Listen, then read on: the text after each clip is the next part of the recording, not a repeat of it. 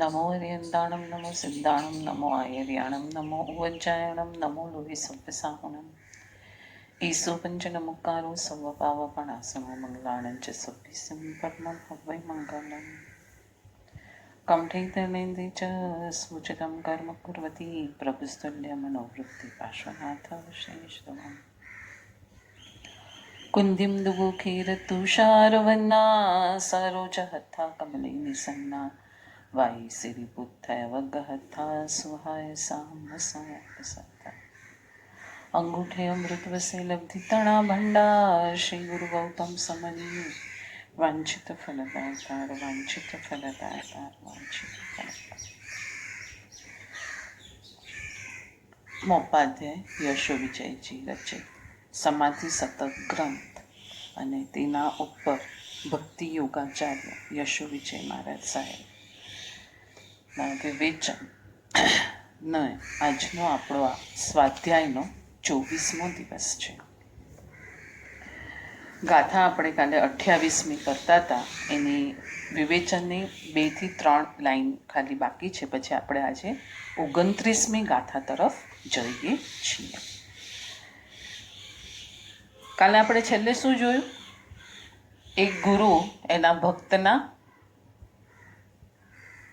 છેલ્લે જોયું ને આપણે કે ભક્ત દંપતી દરિયા કિનારે રહેતું હતું, તો એના બંગલામાં ગયા તો 100 રૂમનો બંગલો હતો. ગુરુએ શું વિચાર્યું? રહેવા માટે તો એને 3 થી 4 રૂમ કાફી છે, બંગલો 3-4 રૂમનો હોતો પણ ચાલી જાય. પણ બીજા 96 રૂમ કોના માટે હતા?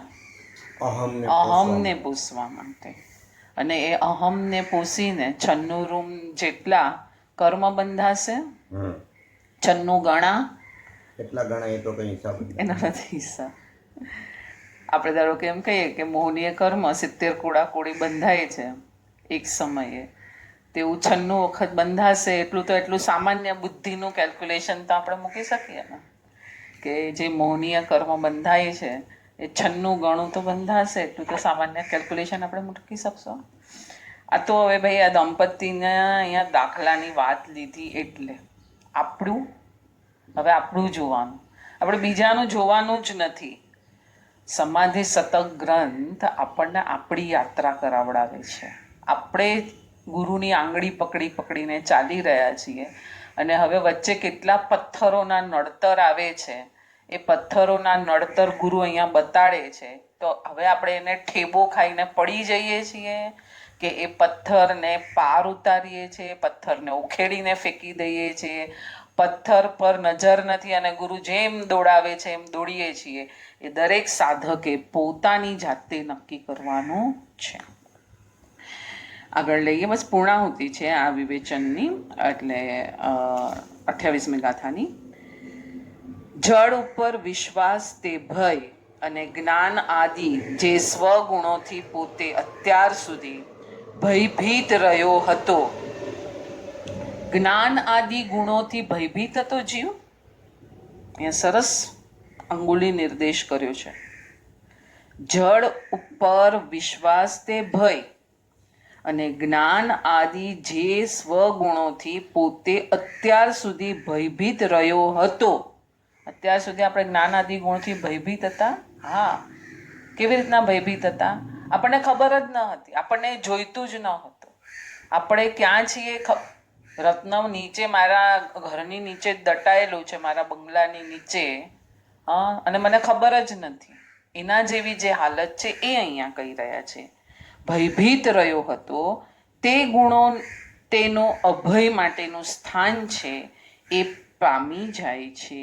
એટલે કે જળ પર છે એ ભય છે, પણ મારા ગુણો તરફ આવવું એ અભય છે. આ નક્કી એણે કરી લીધું છે.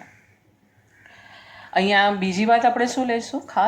ખાસ કઈ વાત લઈશું અહીંયા અભય માટે? હજી કઈ યાદ આવે છે તમને? અબહમ અમર ભય ન મરેંગે. કેટલો અભય આવી ગયું હશે કે આત્મા છે એ તો બીજા ભવમાં આત્મા જશે. આ તો આપણને બી ખબર છે. આપણે જ્યારે કોઈનું ડેથ થઈ જાય છે ત્યારે શું કહીએ છીએ? એમનો આત્મા આ ગતિએ જાય, સારી ગતિએ જાય, જ્યાં હશે ત્યાં સુખ અને આનંદ માણે, શાંતિ માણે. આ બધા શબ્દ પ્રયોગો આપણે કરીએ છીએ. તો આત્મા છે એ તો પાક્કું થઈ ગયું. હા, તો હવે આટલું પાક્કું થઈ ગયું તો આપણે આપણા માટે કેમ નથી આ પાક્કું કરતા કે ના, હું જ આ છું તો મારે અભય જ રહેવાનું છે. 29મું ગાથા લઈએ છીએ. ઇન્દ્રિય વૃત્તિ નિરોધ કરી જો ખીનું ગલિત વિભાવ, ખીનું એટલે ક્ષય કરે છે, ઇન્દ્રિય વૃત્તિને નિરોધ કરે છે અને જે પોતાના ગલિત વિભાવ એટલે કે ગાળી નાખે છે, પોતાના વિભાવોને ગાળી નાખે છે. શેના દ્વારા? ઇન્દ્રિયની વૃત્તિનો નિરોધ કરે છે એક બાજુ, અને બીજી બાજુ શું કરે છે? પોતાના ભાવો, ખરાબ ભાવો, અશુભ ભાવો એને ગાળી રહ્યો છે, વિભાવને. જો વિભાવ શબ્દ આપ્યો, આપણે કાલે જોયું આમાં નહીં, પેલું હું વાંચતી હતી એમાં. પુણ્યને વિભાવ કહેશું કે સ્વભાવ કહેશું? વિભાવ. કેમ? બધું છોડવાનું છે આખરે તો. આખરે છોડવાનું છે, પણ આપણે તો પુણ્યને સ્વભાવ માનીએ છીએ, કરવા યોગ્ય માનીએ છીએ, ઉપાદેય માનીએ છીએ. એ હશે તો બધું થશે. આગળ બી આવ્યું ને આ સ્વાધ્યાયમાં કે પૈસો, ધન કંઈ નથી, ઝૂંપડી છે પેલી ફૂટપાથ પર પડી છે, પણ એ આત્માની ધની છે. હા, અને આપણે 100 કરોડના બંગલામાં રહેતા હોઈએ તો એ આત્માના ધની નથી. આપણે ચેક કરવું પડશે આપણી જાતને. તો કે ઇન્દ્રિય વૃત્તિ નિરોધ કરી જો ખીનો ગલિત વિભાવ, પોતાના વિભાવોને જે ગાળી રહ્યો છે, તો પહેલું સ્ટેપ શું આવ્યું? ઇન્દ્રિય વૃત્તિનો નિરોધ કરવો. આપણે મને 2-3 સ્વાધ્યાય પહેલા બી આપણે આ જ વાત કરી હતી. જ્યારે ગુણસ્થાનક ચડે છે ત્યારે પેલા શેના પર કરે છે? જય, ઇન્દ્રિય પર જય કરે છે. પછી શેના પર જય કરે છે? મોહ પર જય કરે છે. પછી મોહને નાશ કરે છે, એટલે મોહને જીતી લે છે, અને પછી ઘાતી કર્મને જીતે છે, ત્યારે કેવળ જ્ઞાન પ્રગટે છે. બસ એ જ સ્ટેપ્સ અહીંયા મને લાગે છે. દેખે અંતર આત્મા સો પરમાત્મ ભાવ આવ્યું, એ જ સ્ટેપ્સ આવશે. બધા જ્ઞાનીઓને એક જ કેવું છે, તમે કોઈ પણ ગ્રંથ ઉપાડો એમાં એક જ વાત આવશે કે ઇન્દ્રિય પર જય, વૈરાગ્ય, ત્યાગ નહીં, વૈરાગ્ય. ત્યાગ અને વૈરાગ્યમાં ફરક છે. ત્યાગ પછી ભોગની વૃત્તિ ઊભી છે, વૈરાગ્ય તો સહજ પ્રગટી ગયો છે, આત્માના ગુણનો ભોગ કરે છે ત્યારે વૈરાગ્ય પ્રગટે છે. એટલે વૈરાગ્યની વાતમાં આત્માના ગુણનો ભોગી જે હોય છે એ જ સાચો વૈરાગ્ય પ્રગટ કરી શકે છે. બાકી ત્યાગ છે, અત્યારે ત્યાગ છે, પાછું મન ડોલા ખાય છે, પાછું એને પકડવું પડે છે, પાછું સ્થિર કરવું પડે છે. શરૂઆતની ભૂમિકામાં બરાબર છે, પણ કાયમ એ જ કરશું? તમે પડી ગયા હતા, હા, પછી વોકરથી ચાલતા હતા, તો અત્યાર સુધી વોકરથી જ ચાલશો? હા, તો લોકો શું કહેશે? હજી સુધારો આવ્યો નથી. હા, આપણે કંઈ અધ્યાત્મ કંઈ આમ બહુ લાંબે લઈ જવાની જરૂર નથી. આપણા ડે ટુ ડે લાઈફમાં આપણે જોશું કે રોજ ગોળી ખાવી એ ઉપાધિ કે આનંદ? કહેવાય ઉપાધિ. ઉપાધિ જ છે ને. રોજ કોઈને કોઈ ટેબ્લેટ ખાતું હોય, કોઈ બ્લડ પ્રેશરની ને આ તે, ડાયાબિટીસની ને બ્લડ પેલું થિનર ને આ તે, આટલી 10 જાતની ગોળી રોજ જે ખાતું હોય, તો એને આનંદ આવે ને કે ઓ હું તો ગોળી ખાઉં છું, ગોળી ખાઉં છું, ગોળી ખાઉં છું. નહીં. તો અહીંયા આપણે જે પણ ક્રિયા કરીએ એ આપણા માટે બધી ગોળીઓ છે. હા ને? પછી ગોળી લઈ, ગોળી ખાય અને તંદુરસ્ત કેવા થવાનું કે હવે ગોળી છૂટી જાય અને અંદરથી સહજ આનંદ પ્રગટે કે તમે ક્રિયાને સમજી છે, તત્વને સમજ્યું છે, સૂત્રોને સમજ્યા છે, અર્થને સમજ્યા છે, આ ક્રિયા પાછળના રહસ્ય શું છે, એને કઈ રીતે કરવાનું છે, પ્રભુને ઓળખવા માટે કરવાનું છે, પ્રભુ તરફ જવા માટે કરવાનું છે, ન કે મારી નામના અને કીર્તિ અહમને પૂછવા માટે મારે આ કરવાનું છે. એટલે આખો સ્ટેપ શું આવ્યો? ઇન્દ્રિય વૃત્તિ નિરોધ. અહીંયા ઇન્દ્રિય વૃત્તિ એટલે ખાલી 5 ઇન્દ્રિયની વૃત્તિ નથી લેવાનું, મનને તો પહેલા લેવાનું છે, કેમ કે મન અને ઇન્દ્રિય સાથે જ જોડાય છે, ત્યારે જ મતિ જ્ઞાન પ્રગટ થાય છે. મતિ જ્ઞાનમાં શું કે મન અને ઇન્દ્રિય વડે થતું જ્ઞાન, તે મતિ જ્ઞાન કહેવાય છે. તો મન તો નામના, કીર્તિ, આ તે, આંખ જોશે ને, મન અને ઇન્દ્રિયનું મિલન થશે. મારી તકતી પર નામ બરાબર છે કે નહીં? આ ઘી બોલે છે તો એની સામે હું ઘી બોલું. આટલું ઘી છે તો અરે આ તો ગયા વર્ષે આટલું થયું, હવે હું આટલું ઘી બોલું તો મારું નામ થશે. આ બધું શું છે? ઇન્દ્રિયની વૃત્તિ છે, એને ગળાવવી પડશે. આ વિભાવોને પણ ગળાવવા પડશે. ત્યારે દેખે અંતરાત્મા. ત્યારે આ બધો વિભાવમાં ફેંકી દીધું, બધાને વિભાવમાં ફેંકી દીધું. કરવાનું છે, પણ જો તું મોહનીયના ક્ષય માટે કરશે, દાન કરશે, ત્યારે વૃત્તિ એ રાખશે કે અત્યારે હું આજે દાન કરું છું એ મને સર્વથા કારમણ વર્ગડાનું સર્વ દાન કરવા માટે સક્ષમ કરે. એટલે અહંકાર અહીંયા નથી લાવતો તો પુણ્યાનું બંધી પુણ્યનું બિલ્ટઅપ થશે અને છેલ્લે શ્રેણી મંડાશે. નહીંતર અહીંયા દાન કરતા આમ કંઈક અંદર ગલગલિયા થયા, અહમભાવ થયો, તકતી જોઈ, નામના જોયું, મન અને ઇન્દ્રિય જોડાઈને આ કાર્ય જો કર્યા રાખશે તો વિભાવો કોઈ ખરતા નથી, કોઈ વિભાવ ખરતા નથી. તો અંતરાત્માને કેવી રીતના દેખશે?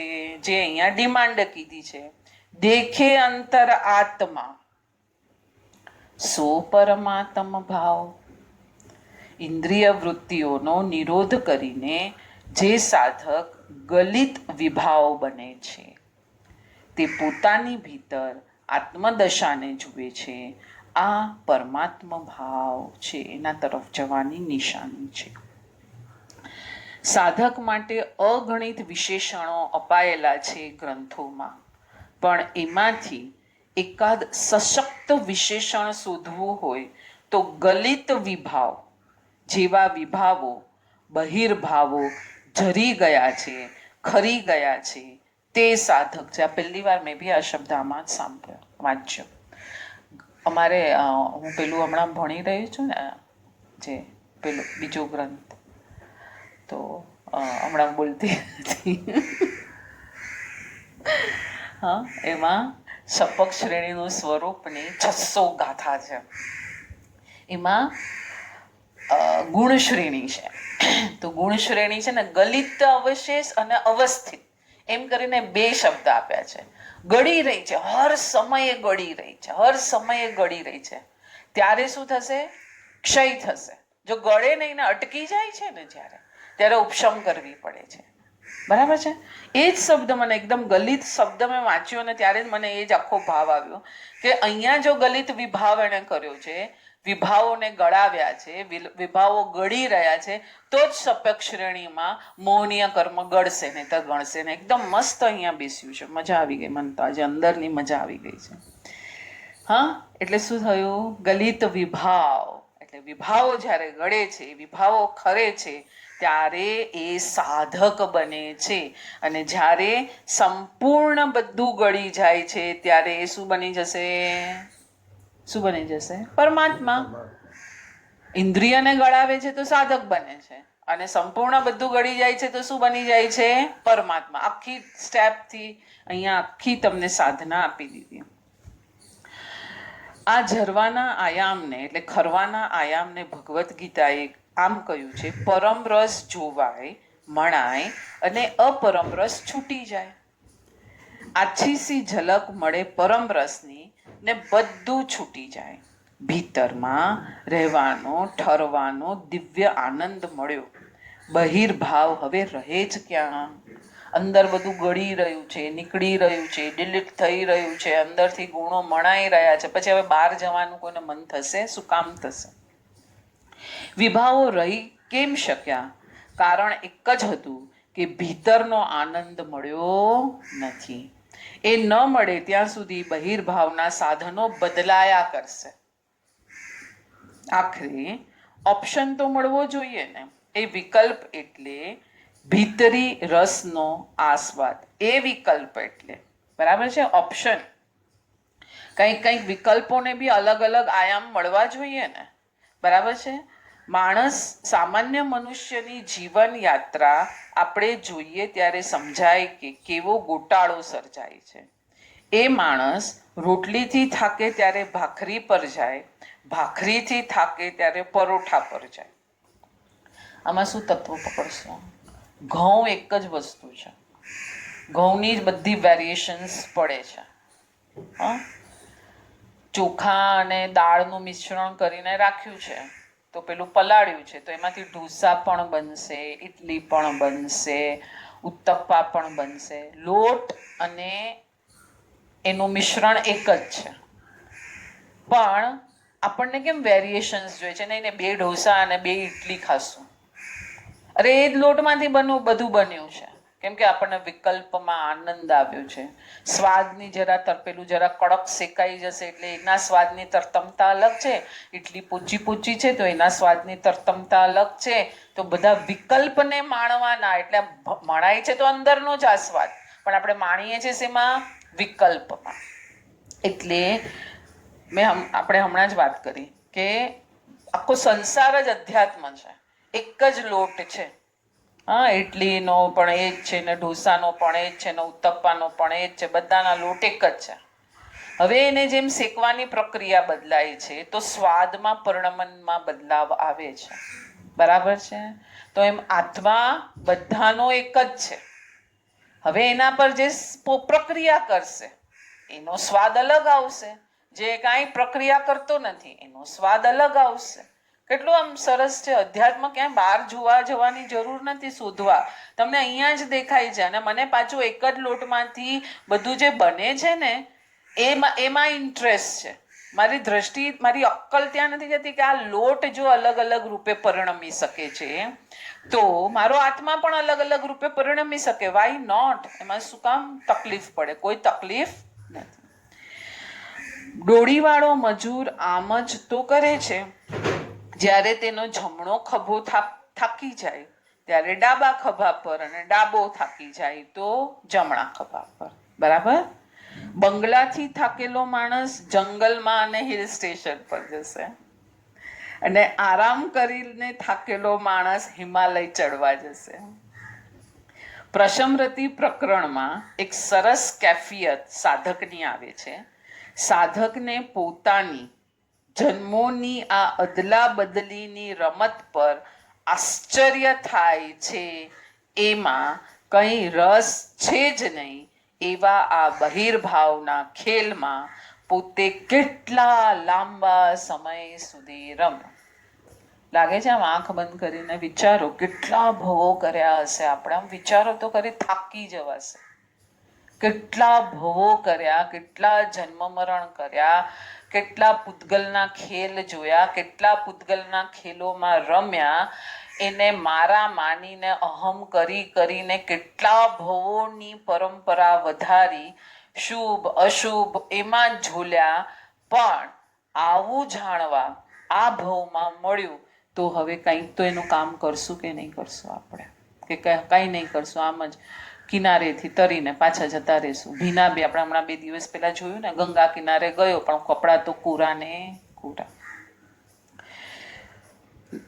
કેમ બન્યું આવું? બહિર્ભાવમાં એવું કોઈ જ આકર્ષણ નહોતું જે બૌદ્ધિક મનુષ્યને ખેંચી શકે. જો આ શબ્દ વાપર્યો, મનુષ્યની આગળ એક એડજેક્ટિવ લગાવડ્યું, બૌદ્ધિક.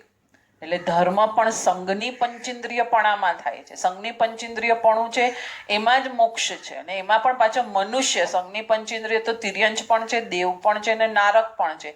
એમાં મોક્ષ ના મળ્યો, પણ મોક્ષ મળ્યો સંઘની પંચેન્દ્રિય મનુષ્યને જ મળ્યો. તો ત્યાં કંઈક તો રહસ્ય હશે કે નહીં? હંમેશા બુદ્ધિશાળી એટલે પ્રજ્ઞા, ખાલી તર્ક વાદ વિવાદની બુદ્ધિ નહીં, એને તો અજ્ઞાન કહી દીધું. પ્રજ્ઞા જેની જેમ જેમ ખુલતી જાય છે ને, એ બુદ્ધિશાળી જેવો વિચારશે, શું મળ્યો મને અનંત ભવો કરીને? આ જ મળ્યું, અને આના માટે જ હજી મારે ભવ પરંપરા વધારવાની, આ જ કરવાનું છે મારે, આનાથી બીજું કાંઈ નથી કરવાનું. આવો જ્યારે અંદર વલોપાત ઉત્પન્ન થાય છે ને, એ જ જીવો અધ્યાત્મમાં એન્ટ્રી મારીને એમાં ડૂબકી મારીને ભવસાગર તરી જાય છે. પાછું વાંચું છું. બહિર્ભાવમાં એવું કોઈ જ આકર્ષણ ન હતું કે બૌદ્ધિક મનુષ્યને ખેંચી શકે.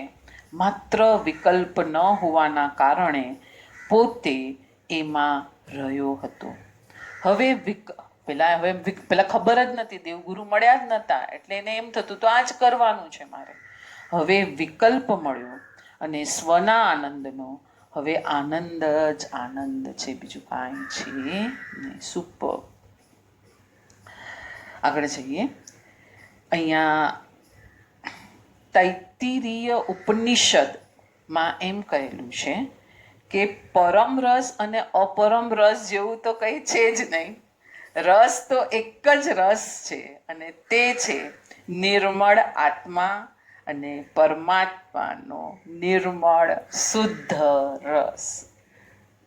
તો કેમ પરમ અપરમ એવું બધું કેવું પડ્યું?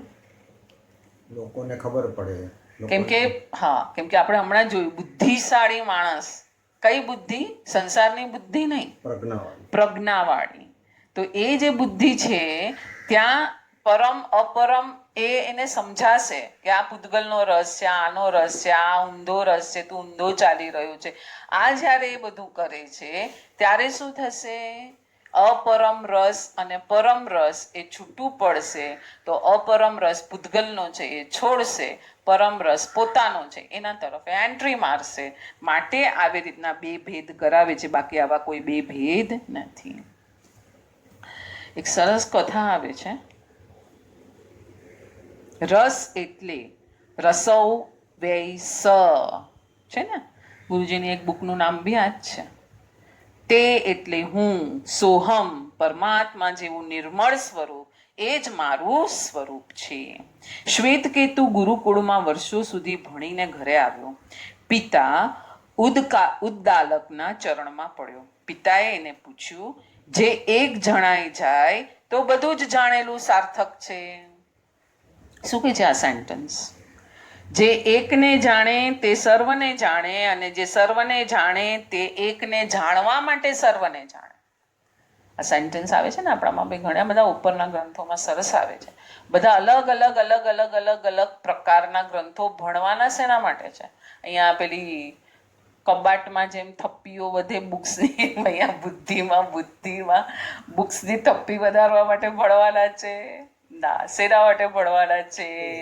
એકને સમજવા માટે. કેમ કે ઘણા બધા ભવોમાં ઘણી બધી માન્યતાઓ સાથે આપણે જે ફર્યા તે માન્યતાઓને તેડવા માટે બી ઘણી બધા હથોડા લગાડવા પડશે કે નહીં? કે એક જ હથોડાથી? એ તો કોઈક એવા જ બળભાગી હશે કે એક હથોડો લાગ્યો ને એનું કામ સરી ગયું. પિતાએ એને પૂછ્યું, આપણે સ્કૂલેથી બાળકો આવે છે ત્યારે આપણે એને શું પૂછીએ છીએ? આજે શું હોમવર્ક કરાવ્યું, તને શું સમજાયું, પૂછીએ છીએ કે નહીં? તો પિતાએ એને પૂછ્યું, ગુરુકુળમાં વર્ષો સુધી ભણીને ઘરે આવ્યો, જે એક જણાઈ જાય તો બધું જ જાણેલું સાર્થક છે, અને જે એક ન જણાય તો બધું જાણેલું નિરર્થક છે. એવા એકને તે જાણ્યો. ગુરુકુળમાં મેં તને શેના માટે મૂક્યો હતો? એવા એકને તે જાણ્યો કે એમને કોરો આવ્યો? શ્વેતકેતુ વ્યાકરણ, જો એ કેટલા બધા નામ આપ્યા છે. શ્વેતકેતુ શું શું ભણ્યો હતો? વ્યાકરણ, સાહિત્ય, અલંકાર, જ્યોતિષ, દર્શન શાસ્ત્ર, પછી આદિ વગેરે વગેરે ઘણું બધું ભણીને આવેલું. પિતા કહે છે એવું તો એને કાંઈ જાણ્યું જ નહીં. એણે નમ્રતાથી પિતાજીને કહ્યું, ના પિતાજી, એ એકનો મને કોઈ જ અનુભવ નથી. પિતાએ કહ્યું, તો પાછો જા, ગુરુ પાસેથી એ ભણીને આવો. બહુ રહસ્ય છે આ કથામાં, પણ આપણે અત્યારે મારે એ રહસ્ય તરફ નથી જવું. કેટલું મોટું રહસ્ય હશે સંસ્કારોનું. પુત્રનો જન્મ અસફળ ન થાય, મનુષ્ય ભવ અસફળ ન થાય. ગુરુ બી કેટલા સક્ષમ હશે કે પિતાને વિશ્વાસ છે કે ભૂલ મારા દીકરાની છે, અથવા તો એ આ બધા આટલા બધા ગ્રંથ ભણ કરું એમાં છે એનો કદાચ નહીં એંગલ પકડાયો હોય તો હવે એંગલને ઓર સ્ટ્રોંગ કરવા માટે ગુરુ પાસે મોકલે છે કે અરે મારા દીકરાનો આ ભાવ મારો ફેલ ન જવો જોઈએ. શ્વેતકેતુ ગુરુકુળમાં પાછો આવ્યો. ઋષિને નવાઈ લાગી, હમણાં તો ઘરે ગયો તો કેમ પાછો આવ્યો? શ્વેતકેતુ કહે, જે એકને જાણીએ તો જ બધું જાણેલું સાર્થક કહેવાય. એ એકને જાણવાનું મારા પિતાએ કહ્યું છે, માટે પાછો આવ્યો છું. ઋષિ પ્રસન્ન થઈ ગયા ને. આવા સ્ટુડન્ટ હોય તો કઈ મજા આવી જાય ને, ગુરુને પણ ભણાવવાની, અંદર લઈ જવાની, કે આ કરશે તો મારું આ વોકલ બોક્સ સફળ થયું. છે કે નહીં, કે માહિતી ભેગી કરશે ને તો આપણને એમ થાય હવે ઠીક છે ચાલો. કેમ કે આપણામાં કીધેલું છે કે તારે એની લાયકાત ગેરલાયકાત જોવાની નથી, તારે એને માર્ગ આપવાનો છે, આ તારું કાર્ય છે. કોઈક આવા સ્ટુડન્ટ મળી જાય તો મજા પડી જાય ને. આ એક તો આત્મવિદ્યાને પામવાની ઝંખના વાળો થયો. હવે ગુરુએ શું શીખવાડ્યું, કયો ગ્રંથ ભણાવ્યો હશે ને, બધા આપણને ક્યુરિયોસિટી થશે ને શું શીખવાડશે ગુરુ, કઈ ગ્રંથ તો પકડાવશે ને. હવે આ ભણ તું તો તું એકને પામી જઈશ. કેમ ના પાડો છો તમે? ગ્રંથ ભણવાની જરૂર જ નથી. જો શું સાધના આપી. આજે કોઈ મારા સ્ટુડન્ટ કે ના તમે આજે આ સાંભળતા હશે જે લોકો કદાચ એમ કહેશે અમારે એકને પામવું છે, એવા 5 આવે ને તોય મને તો આમ આનંદ 5 ની 1 આવે તોય મને આનંદ થઈ જશે. કેમ કે મને કોઈ કમ્પેનિયન મળશે. કેમ કે હું બી લડથડું છું, પડી જાઉં છું, તો મને એમ થશે ના કમ્પેનિયન સારું છે મારું, એનો હાથ પકડીને એ આગળ જશે તોય મને વાંધો નથી, હું એને પાછળ પકડીને ચાલીશ. બરાબર છે. ગુરુ કે છે આ એક તો આત્મવિદ્યાને પામવાની ઝંખના વાળો થયો. એટલે હવે એને શું કે છે, આશ્રમના ઘેટા બકરા લઈને તું આપણી આ નદીના કાંઠે સામે મૂળ તરફ જા.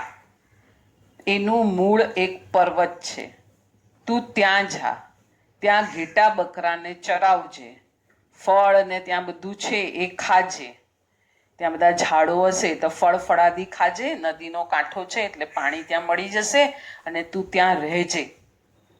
ત્યાં કોઈ માણસ તને નહીં મળે, 2-4 મહિના તારે ત્યાં જ રહેવાનું છે. હવે જો બહુ મોટી સાધના આપે છે. જૂનું જે તું ભણેલું હતું એનું પણ તારે રિવિઝન કરવાનું નથી. આ રીતે તું રહેજે, યોગ્ય સમયે તને મારી પાસે બોલાવી લઈશ, તને આત્મવિદ્યાના પાઠો પછી હું આપીશ. હા, હું આવું કંઈ કહું મારી તો નથી લાયકાત. આ તો મોપાધ્યાયજી ને બધાની વાતો છે.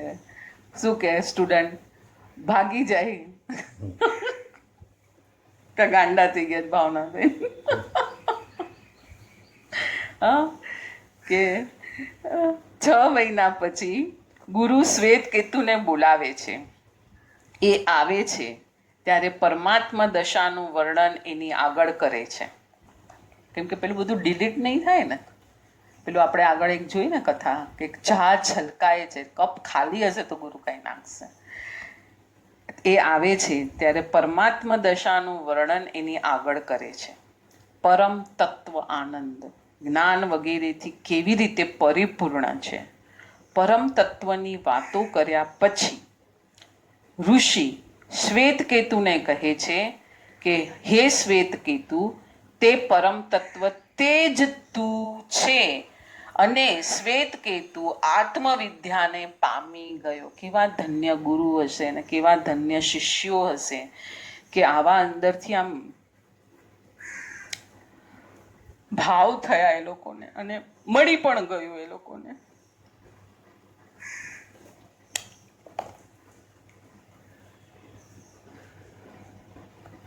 આગળ જઈએ.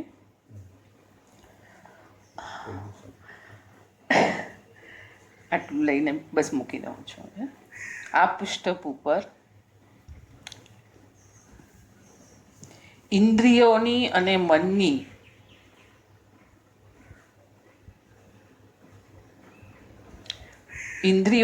મનની જે બાહ્ય પદાર્થોમાંથી રસ દેવાની વૃત્તિ છે તે જ્યારે દૂર થાય છે ત્યારે સાધક ગલિત વિભાવ બને છે.